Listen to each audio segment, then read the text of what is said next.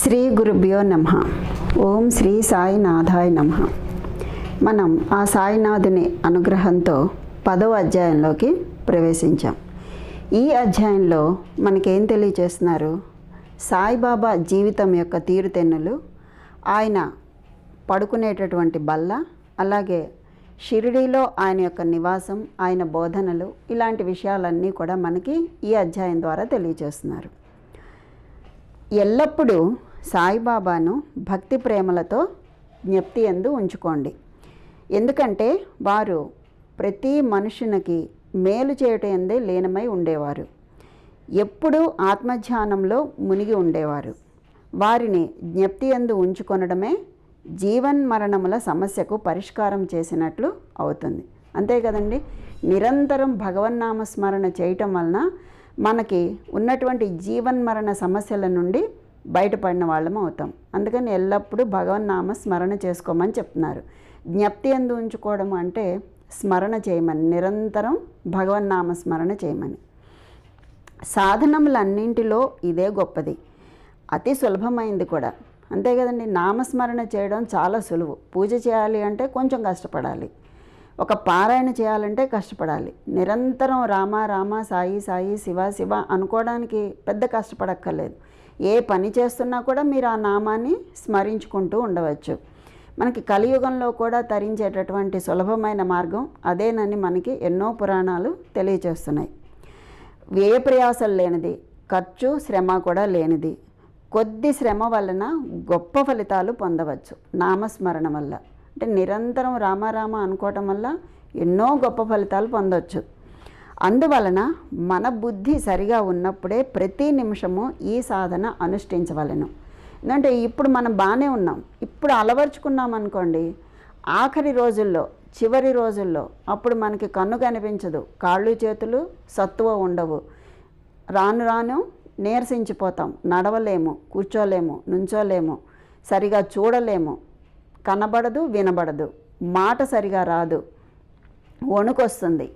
అందువల్ల ఇప్పటి నుంచి అలవాటు చేసుకున్నాం అనుకోండి, ఆ సమయంలో, పలకలేని సమయంలో, కూర్చోలేని సమయంలో కూడా మనసు దాన్ని స్మరిస్తూ ఉంటుంది. అందుకని నరాన జీర్ణించుకోవాలి దీన్ని, ఒక నామస్మరణని అని చెప్పి మనకి ఎన్నో పురాణాలు కూడా చెప్పున్నాయి. బ్రహ్మాండ పురాణంలో కూడా చెప్పారు ఈ విషయాన్ని, ఇంకా విపులంగా చెప్పారు ఆ పురాణంలో అయితే.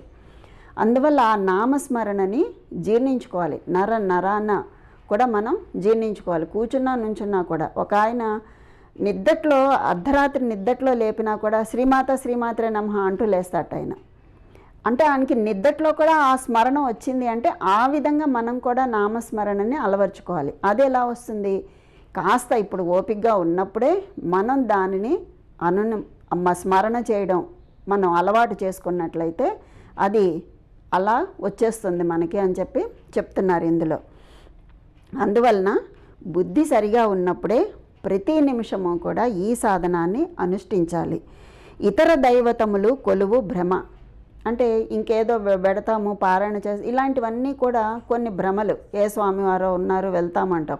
ఇప్పుడున్న స్వాములు ఎవరు ఎలాంటి వారో కూడా మనకి తెలియదు. మీరు కూడా ఎంతోమందిని గురించి వింటూ ఉన్నారు, చెప్పక్కర్లేదు. ఆ స్వామి వాళ్ళందరి దగ్గరికి వెళ్ళే కన్నా ఇంట్లో కూర్చుని ప్రశాంతంగా రామ సాయి శివ అనుకోవడంలో ఉండేటటువంటి ఆనందం వేరే ఎక్కడా లేదు. గురువు ఒక్కడే దేవుడు.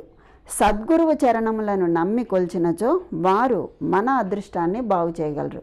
సద్గురువు ఎవరు? ఆ సాయిబాబే జగద్గురువు. కృష్ణం వందే జగద్గురుం అంటారు కదా. శ్రీకృష్ణుడే జగద్గురువు, సాయిబాబానే సద్గురువు. ఈ గురువునికి మించిన గురువు ఉన్నారా? ఈ జగద్గురువులు శ్రీ శంకరాచార్యుల వారు. ఇంతకు మించి గురువులు ఎవరున్నారు మనకి? వాళ్ళని సేవించుకొని వాళ్ళు చెప్పిన మార్గంలో నడుచుకోవటమే ఉత్తమం. కనుక మనం వారిని బాగుగా సేవించినట్లయితే సంసార బంధాల నుండి తప్పించుకొనగలం. న్యాయశాస్త్రం, మీమాంస మొదలైనవి ఇలాంటివన్నీ కూడా చదవాల్సిన అవసరం లేదు.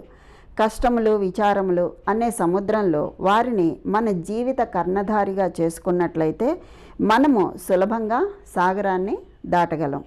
అలాగే సముద్రములు, నదులు దాటినప్పుడు మనం ఓడ నడిపేవాని యందు నమ్మకం ఎలా అయితే ఉంచుకుంటామో అలాగే సంసారం అనే సాగరాన్ని దాటడానికి సద్గురువునందు పూర్తిగా నమ్మకం ఉంచాలి.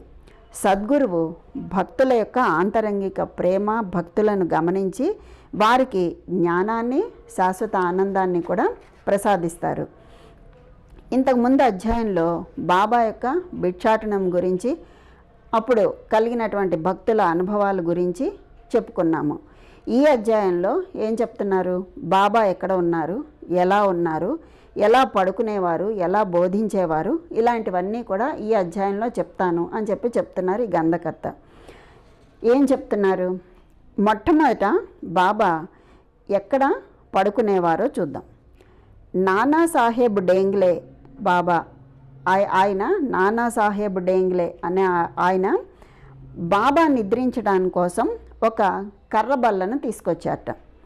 దానిని పొడవు 4 మూరలు, వెడల్పు ఒక జానడే ఉంటుంది, వెడల్పు జానడు అంతే ఉండేది.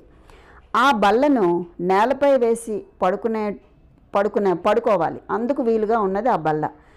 అందుకు మారుగా అంటే అలా కింద పెట్టుకుని పడుకునే బదులుగా దానిని మసీదు యొక్క వెన్ను పట్టెలకు ఉయ్యాలలాగా వేళ్లాడుతున్నట్టు పాత చినిగిన గుడ్డ పీలికలతో కట్టి బాబా పడుకోవడం మొదలుపెట్టేవారు. అంటే కింద పెట్టుకుని పడుకునే కన్నా దాన్ని ఉయ్యాల బల్లలాగా పైన ఆ మసీదుకి పైకి కట్టేవారనమాట. ఆ పైకెక్కి అది కూడా ఎలా కట్టేవారు? పాత చిరిగిపోయిన గుడ్డ పీలికలతో కట్టి దాని మీద ఎక్కి పడుకునేవారట. ఆ విధంగా ఆయన అక్కడ పడుకునేవారు. గుడ్డ పీలికలు పల్చనివి, బలం లేనటువంటివి, అంటే పాతవి కదా, వాటిలో బలం ఏముంటుంది? ఉండదు. అవి బల్ల యొక్క బరువును ఎలా మోసేవో అనేది చాలా గొప్ప సమస్యగా ఉండేది. ఇంకను బాబా యొక్క బరువును కూడా కలిపినట్లయితే అవి ఎలా భరించుచు ఉండేవి అని ఆశ్చర్యం వినోదం కూడా కలిగేవి. ఆ ఆశ్చర్యం కలగడానికి అవన్నీ కారణాలయ్యాయి. ఏంటి? పాత గుడ్డ పీలికలు ఇవి. అంతేకాకుండా ఈయన బరువును ఎట్లా మోస్తున్నాయి ఆ గుడ్డ పీలికలు అని అందరికీ ఆశ్చర్యం కలిగించేవిగా ఉండేది. ఎలా అయితేనేమి ఇది బాబా లీలల్లో ఒకటి, అంతే కదండి. లేకపోతే మనలాంటి వాళ్ళు ఎవరైనా అలా పడుకోగలమా? లేవు కదా. అందుకని ఆయన సర్వాంతర్యామి, ఆయన ఏమైనా చేయగలరు, ఎక్కడైనా పవళించగలరు. అందుకని ఇది బాబా లీలల్లో ఒకటి అవటం వలన పాత గుడ్డ పీలికలే అంత బరువుని మోయగలిగాయి. ఆ బల్ల యొక్క 4 మూలల యందు 4 దీప ప్రమిదలుంచి రాత్రంతా కూడా దీపాలు వెలిగిస్తూ ఉండేవారు. ఇదేమి విచిత్రం! బల్లపై ఆజానుబాహుడైనటువంటి బాబా పడుకోవడానికే స్థలం చాలనప్పుడు దీపాలు పెట్టుకోవడానికి జాగా ఎక్కడిది? ఉండేది కాదు కదా. అయినా కూడా అలాగే పడుకునేవారు. బాబా బల్లపైన పడుకున్నటువంటి ఈ దృశ్యాన్ని దేవతల సహితం కూడా చూసి తీరాల్సిందే, అంత అద్భుతంగా ఉంటుంది.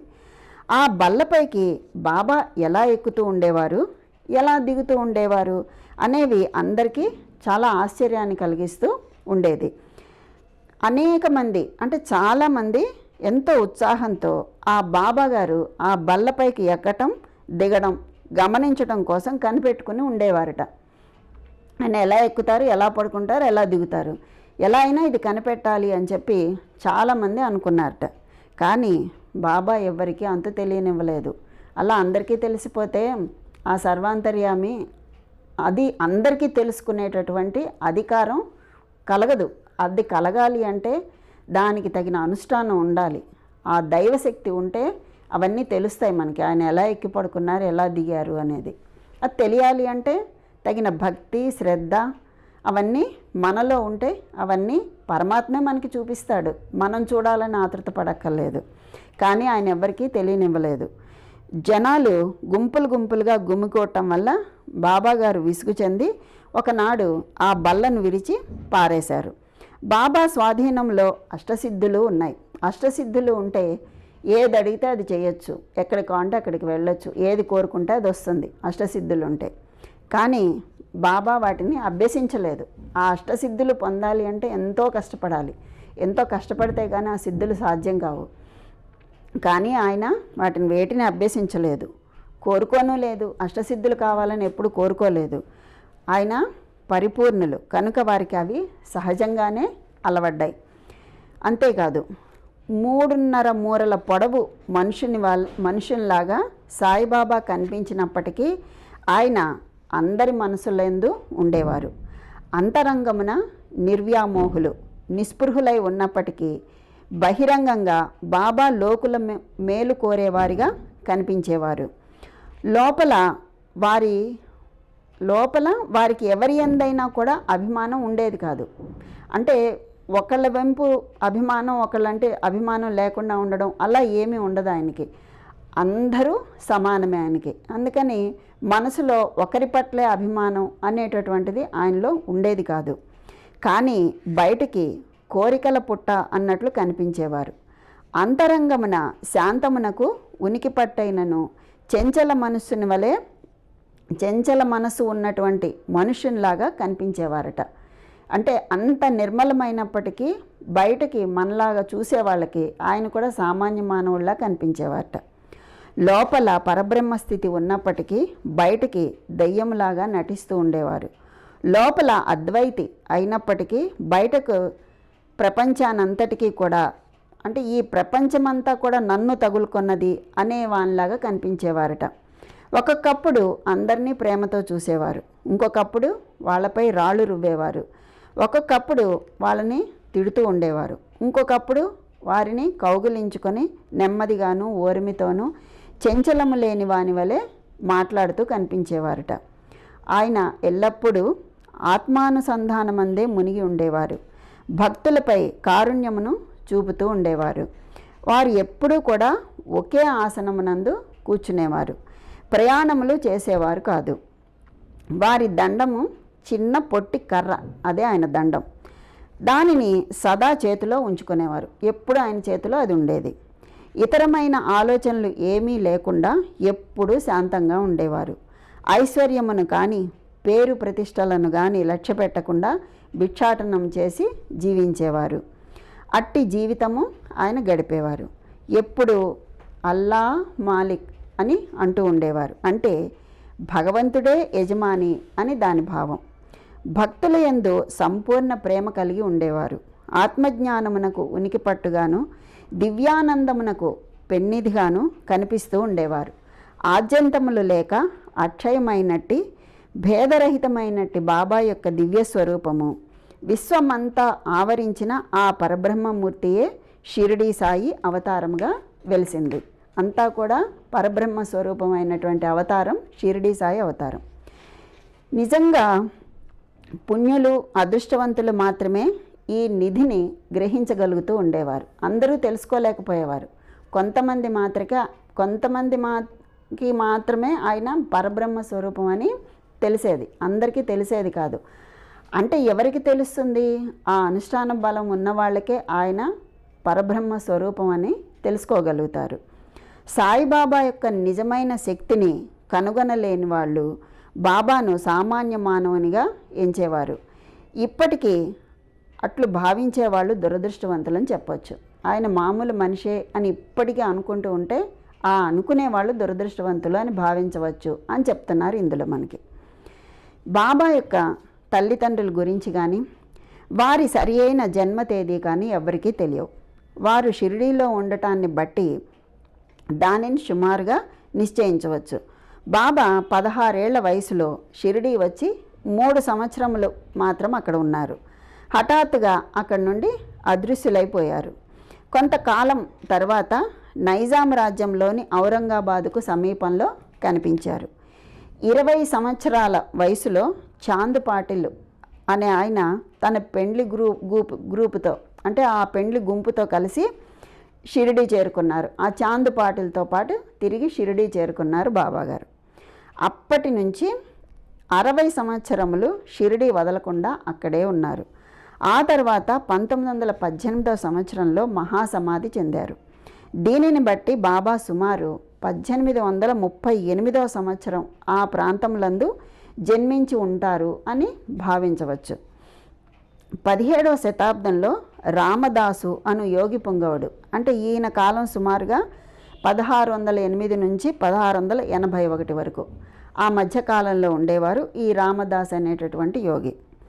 ఈయన గోబ్రాహ్మణులను మహమ్మదీయుల నుండి రక్షించటాన్ని లక్ష్యంగా పెట్టుకుని ఆయన దానిని చక్కగా నిర్వర్తిస్తూ ఉండేవారు. ఆయన గతించిన 200 సంవత్సరాల తర్వాత హిందువులకు మహమ్మదీయులకు తిరిగి వైరం ప్రబలింది. వీరికి స్నేహం కుదిర్చడం కోసమే సాయిబాబా అవతరించారు. ఎల్లప్పుడూ వారు ఈ కింద చెప్పేటటువంటి సలహాలను పాటించమని చెప్తూ ఉండేవారు. ఏమిటి ఆయన చెప్పిన సలహా అంటే, హిందువుల దైవమైనటువంటి శ్రీరాముడు, మహమ్మదీయుల దైవమైనటువంటి రహీము ఇద్దరూ ఒక్కరే. వారిరువురి మధ్య ఏమీ భేదం లేదు. అట్లా అయినప్పుడు వారి భక్తులు వారిలో వారు కలహమాడుకోవడం ఎందుకు? ఓ అజ్ఞానులారా, చేతులు కలిపి 2 జాతులను కలిసిమెలిసి ఉండండి, బుద్ధితో ప్రవర్తించండి, జాతీయ ఐకమత్యాన్ని సమకూర్చుకోండి.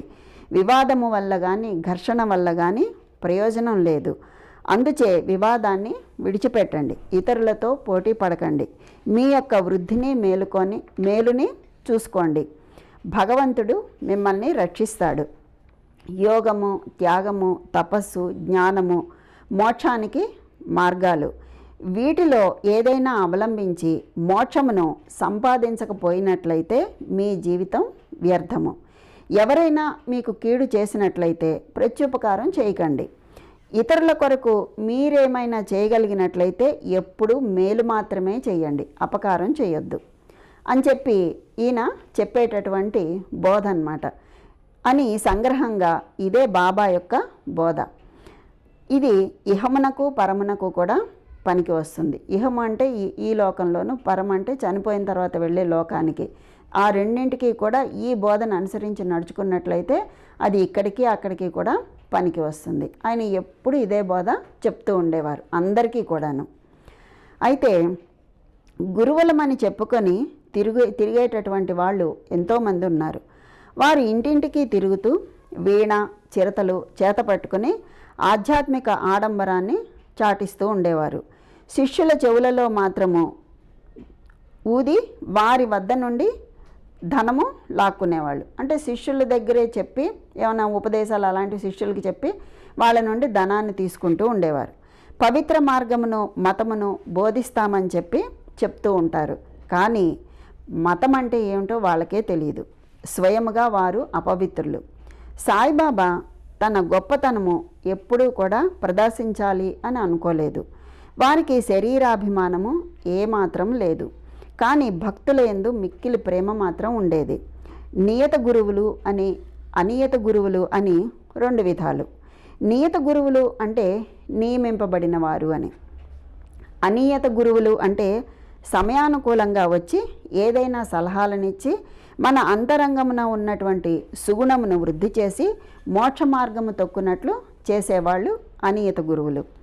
ఈ నియత గురువుల సహవాసము నీవు నేను ద్వంద్వాభిప్రాయము పోగొట్టి యోగమును ప్రతిష్ఠించి తత్వమసి అగునట్లు చేస్తుంది. అంటే నీవే నేను అని చేస్తుంది అన్నమాట తత్వమసి అంటే. సర్వ విధముల ప్రపంచ జ్ఞానమును బోధించు గురువులు అనేకులు ఎంతోమంది ఉన్నారు.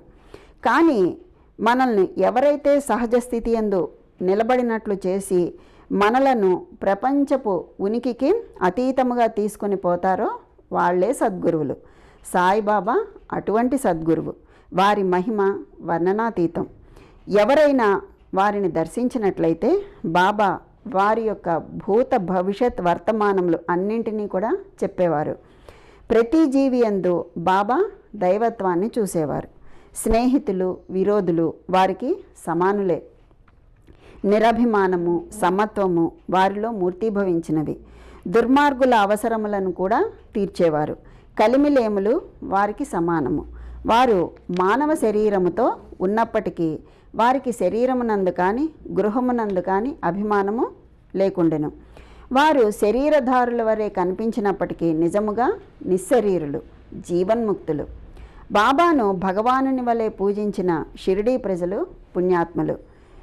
తినుచు త్రాగుచు తమ దొడ్లలోనూ పొలముల్లోనూ పనిచేసుకుంటూ వారు ఎప్పుడూ కూడా సాయిని జ్ఞప్తి యందు ఉంచుకొని సాయి మహిమను కీర్తిస్తూ ఉండేవారు.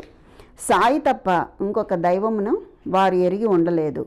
షిరిడీ స్త్రీల ప్రేమను భక్తిని దాని మాధుర్యాన్ని వర్ణించుటకు మాటలు చాలవు.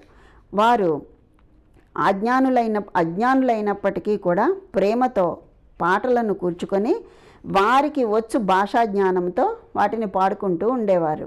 వాళ్ళకు వచ్చిన భాషలో వాళ్ళు ఆ సాయిబాబా యొక్క మహిమలను కీర్తించుకుంటూ పాడుకుంటూ ఉండేవారు. వారికి అక్షర జ్ఞానము శూన్యమైనప్పటికీ వారి పాటలలో నిజమైన కవిత్వం కనిపిస్తూ ఉంటుంది. యథార్థమైన కవిత్వము తెలివితేటల వలన రాదు, కానీ అది అసలైన ప్రేమ వలన వెలువడుతుంది. సిసలైన కవిత్వము స్వచ్ఛమైన ప్రేమచే వెలువడుతుంది. బుద్ధిమంతులు అది గ్రహించగలరు. ఈ పల్లె పాటలన్నీ కూడా సేకరించి వినదగినటువంటివి.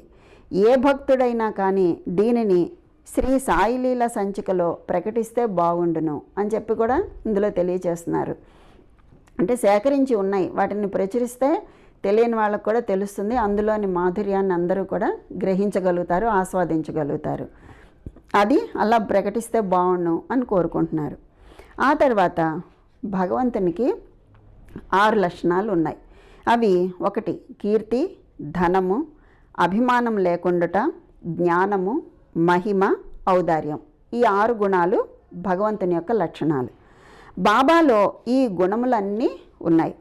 భక్తుల కొరకు శరీర రూపముగా అవతారం ఎత్తారు ఆయన. వారి దయాదాక్షిణ్యాలు వింతైనవి. వారు భక్తులను తన వద్దకు లాక్కుంటూ ఉంటారు. లేని ఎడల వారి సంగతి ఎవరికి తెలిసి ఉంటుంది? తెలీదు.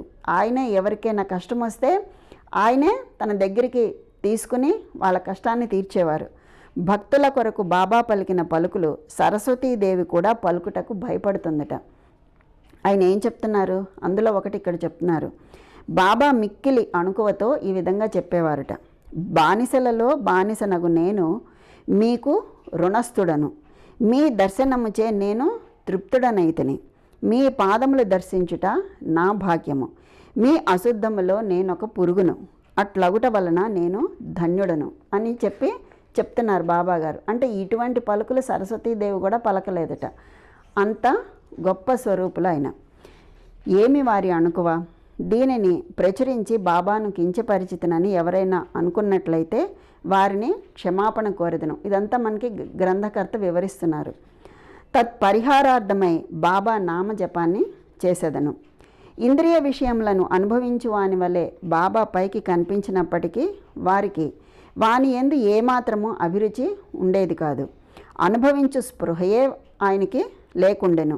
వారు భుజించినప్పటికీ దేని యందు వారికి రుచి ఉండేది కాదు.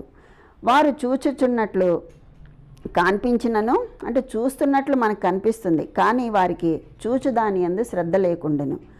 కామమన్నచో వారు హనుమంతుని వలె అస్ఖలిత బ్రహ్మచారులు.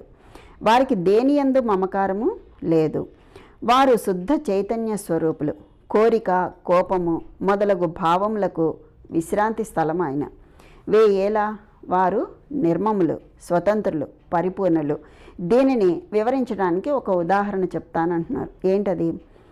షిరిడీలో ఒక విచిత్ర పురుషుడు ఉన్నాడు. అతని పేరు నానావళి. అతడు బాబా విషయములను, పనులను చక్కబెడుతూ ఉండేవాడు. ఒకనాడు అతను బాబా దగ్గరకు వెళ్ళి గద్దెపై నుంచి బాబాను దిగమని కోరాడు. అతనికి దానిపై కూర్చోవాలని బుద్ధి పుట్టింది. అందువల్ల బాబాను దిగమని కోరాడు. వెంటనే బాబా లేచి ఆ గద్దెను ఖాళీ చేశారు. నానావళి దానిపై కొంచెంసేపు కూర్చుండి లేచి బాబాను తిరిగి కూర్చోమని చెప్పి అతను వెళ్ళిపోయాడు.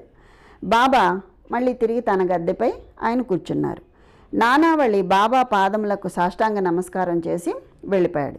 తన గద్దె మీద నుంచి దిగి పొమ్మనినను, దానిపై ఇంకొకరు కూర్చొన్నను బాబా ఎట్టి అసంతుష్టి వెలిబుచ్చలేదు.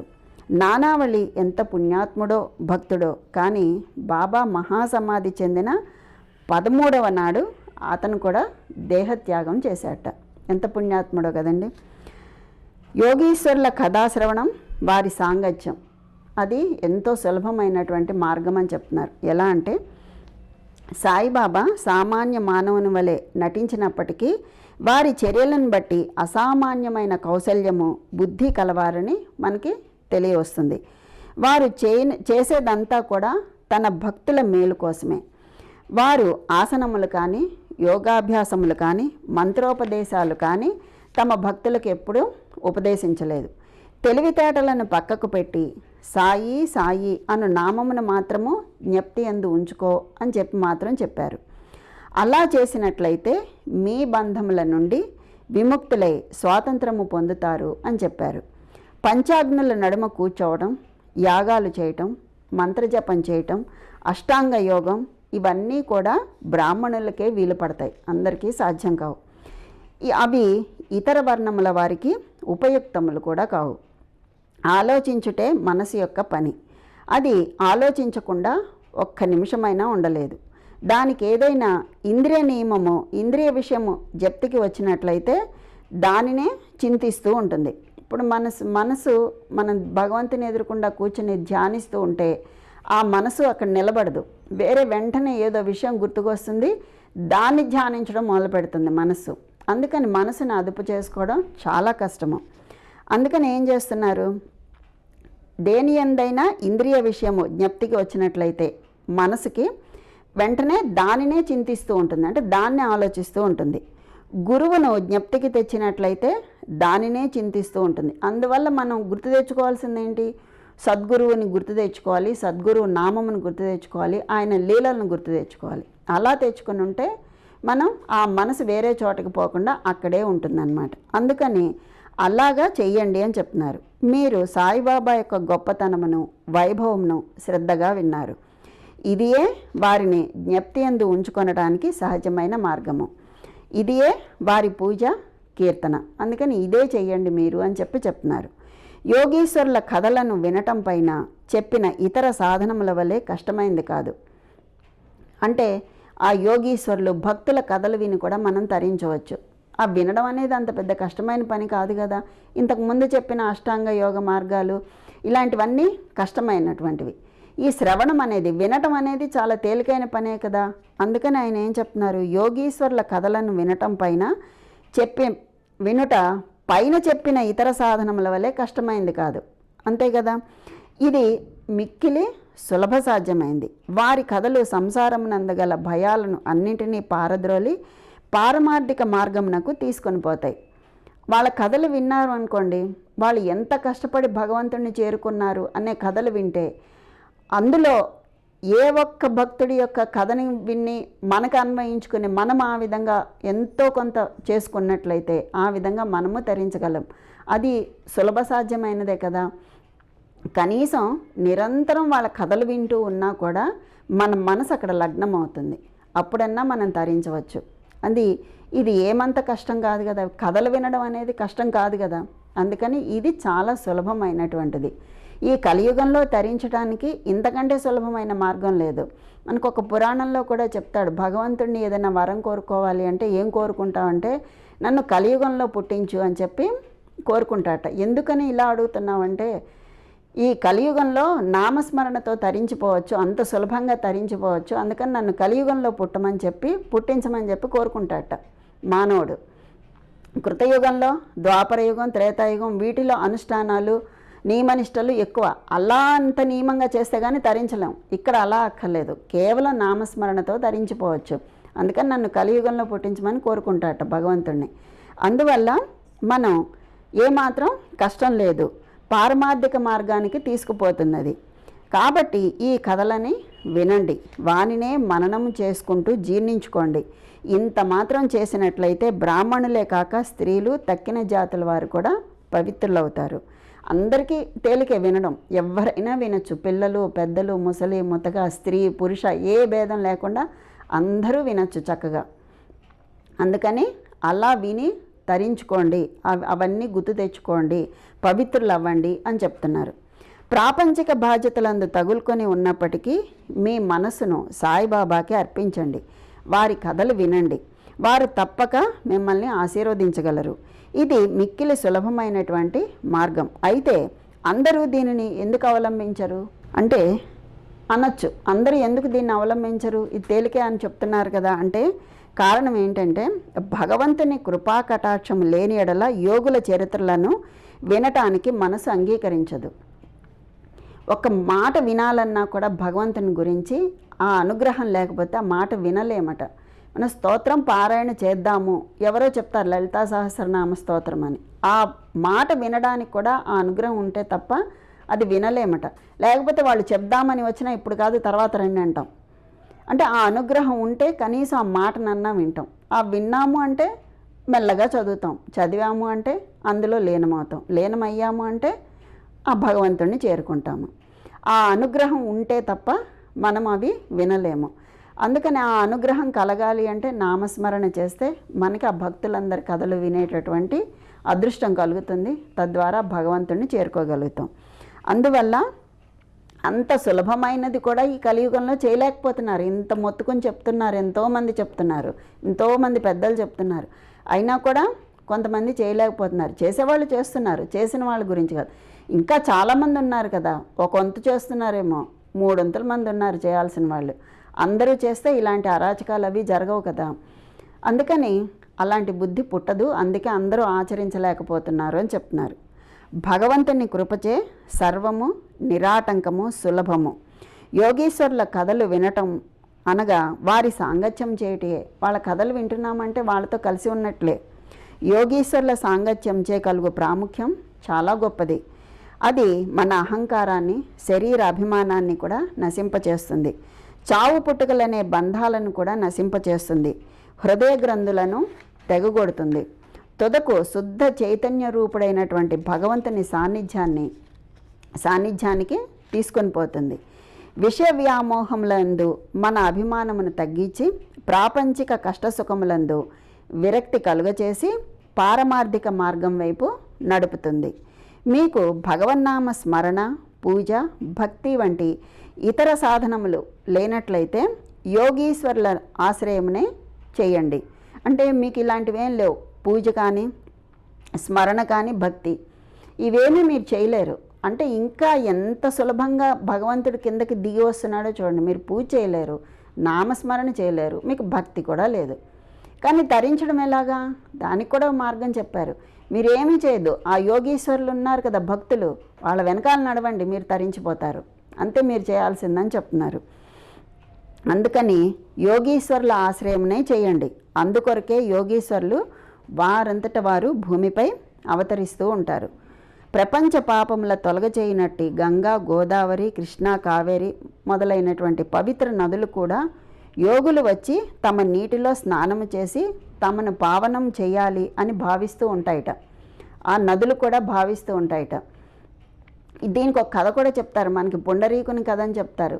ఆ కావేరీ నదిలో స్నానం చేసి అందరూ వాళ్ళ పాపాలు కడిగేసుకుంటూ ఉంటారు. గంగా, యమున, సరస్వతి ఆ ముగ్గురు అన్నమాట. ఆ నదులలో వీళ్ళందరూ రోజు స్నానాలు చేసే పాపాలన్నీ కడిగేసుకోవడంతో వాళ్ళ రూపు నల్లగా మారిపోతుంది.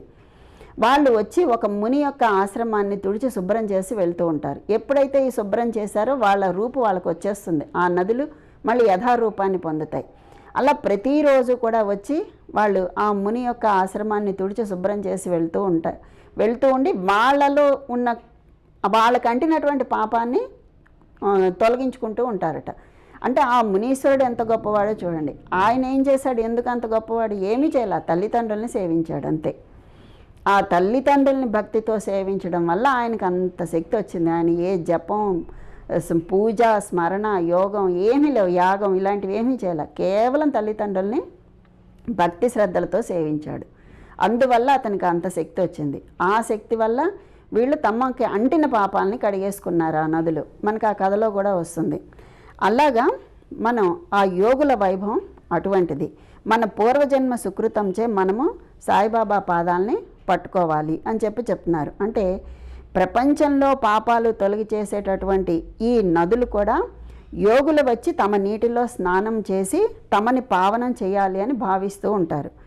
అటువంటిదే యోగుల వైభవం. అందువల్ల మన పూర్వజన్మ సుకృతం వల్ల మనం సాయిబాబా పాదాలని పట్టుకున్నాము. ఆయన రెండు పాదాల నుంచి గంగా, యమున ఉద్భవిస్తుంది కదా, ఆయన పాదాలు పట్టుకుంటే ఆ గంగలో మనం మునిగినట్టే. అందువల్ల మన పూర్వపుణ్య సుకృతం ఎంతో కొంత ఉంది కాబట్టి ఈ లోకంలో ఆయన జన్మించారు. మనం ఆయన్ని కొలుచుకునే అవకాశం మనకి కలిగింది. కనుక ఆయన ఏం చెప్తున్నారు అంటే, ఈ అధ్యాయం ముగించుకునే ముందు ఒక విషయాన్ని చెప్పి ముగిస్తాను అంటున్నారు ఈ గ్రంథకర్త. ఏంటి ఆ విషయం అంటే, మసీదు గోడకి ఆనుకుని ఊది మహాప్రసాదమును తన భక్తుల యోగక్షేమాలకై పంచిపెట్టు సుందర స్వరూపుడును, ఈ ప్రపంచము మాయ అని చింతించేవాడు, పరిపూర్ణ ఆనందంలో మునిగి ఉండువాడు అయినటువంటి సాయి పాదములకు సాష్టాంగ నమస్కారములు అని చెప్పి ఈ అధ్యాయాన్ని ముగిస్తాను అంటున్నారు. కానీ మనం ఇంకొక విషయాన్ని చెప్పుకుని ఈ అధ్యాయాన్ని ముగించుకుందాం. అదేంటి అంటే, బాబాకి సంబంధించినటువంటి ఒక 3 సాంప్రదాయాలు ఉన్నాయి. అందులో ఒకటి ఇప్పుడు చెప్పుకుందాం. అదేంటి అంటే ధుని. ధుని అంటే ధున్ అంటే పాపాలను హరించేది అని అర్థం అన్నమాట. బాబా ప్రతిరోజు అగ్నిహోత్రం చేసేవాళ్ళు. బాబా వెలిగించినటువంటి ధుని యోగశక్తితో వెలిగించింది. ఆనాటి నుండి ఈనాటి వరకు నిరంతరం ధుని వెలుగుతూనే ఉంది. బాబా సశరీరులుగా ఉన్నప్పుడు మహాసమాధి చెందిన తర్వాత కూడా ఆ దినులోనే భక్తుల పాపాలను బూడిదిగా చేస్తున్నారు.